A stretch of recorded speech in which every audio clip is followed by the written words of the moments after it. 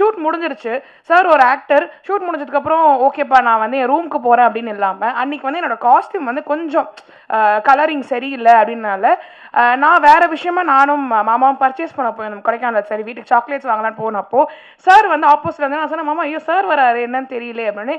Sir என்ன sir இந்த பக்கம் அப்படின்னு. வா வா கரெக்டாக நீ வந்துட்ட, உனக்கு தான் நான் காஸ்டியூம் இன்னைக்கு பர்ச்சேஸ் பண்ண வந்தேன், உன்னோட கலரிங் சரியில்லை இன்னைக்கு கேமராவில் பார்க்கும் போது, ஸோ அதனால் உனக்கு காஸ்டியூம் பர்ச்சேஸ் பண்ணணும் வான்னு சொல்லிட்டு 8:30 மணிக்கு கொடைக்கானல் எவ்வளோ குளிர் இருக்குன்னு எல்லாருக்குமே தெரியும். ஸோ அந்த 8:30 மணிக்கு எனக்காக அவர் காஸ்டியூம் பர்ச்சேஸ் பண்ணி நெக்ஸ்ட் டே வந்து நாளைக்கு காலையில் எனக்கு காஸ்டியூம் போட்டு வந்து காமிக்கணும் கேமரா முன்னாடி. நெக்ஸ்ட் டே காமிக்கும் போது இது பர்ஃபெக்டாக இருக்குன்னு அந்த பர்ஃபெக்ஷனை வந்து சார்ட்ட நான் கற்றுக்கிட்டேன். ஸோ இந்த மாதிரி நிறைய விஷயங்கள் வந்து எஸ்எஸ் சார் கூட ஒர்க் பண்ணது ரொம்ப பாக்கியமாக இருக்குது. அதே மாதிரி நான் ரொம்ப பெருமையாக சொல்லுவேன், விஜய் சார் கூடயும் ஒர்க் பண்ணிட்டேன், அவங்க அப்பா எஸ்எஸ் சார் கூடயும் நான் ரொம்ப ஒர்க் பண்ணிட்டேன்.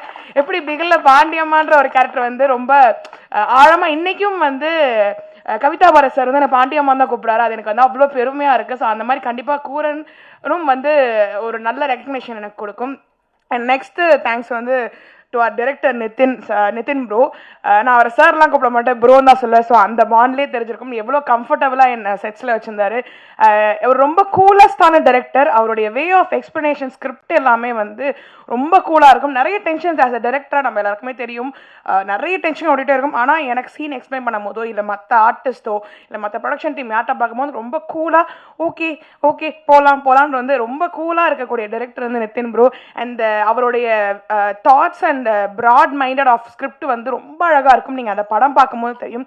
ஸோ டெபியூ மாதிரியே தெரியாது, ரொம்ப அழகாக கொடுத்துருந்தீங்க.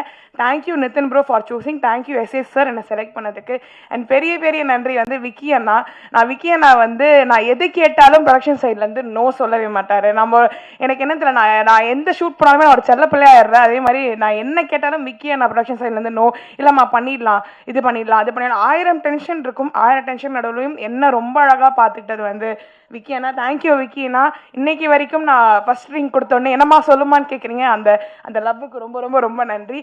அண்ட் டிஓபி அண்ணா மார்ட்டின் அண்ணாவோட ஒர்க் வந்து நீங்கள் வந்து ஸ்க்ரீனில் பார்க்கும்போது தெரியும், அவ்வளோ அழகாக இருந்துச்சு. ஒவ்வொரு சீனையும் ரசித்து எடுத்திருந்தாரு. அண்ட் அதுக்கு ஆட் ஆன் ப்ளஸ்ஸாக வந்து எடிட்டிங்கும் அண்ட் மியூசிக் வந்து ரொம்ப அழகாக இருந்துச்சு சார். நான் வந்து சாரோட படம் பார்த்துருந்தேன், நான் அப்போ சொன்னேன் ரொம்ப அழகாக இருந்துச்சு, ரொம்ப பிளெண்டடாக இருந்துச்சு.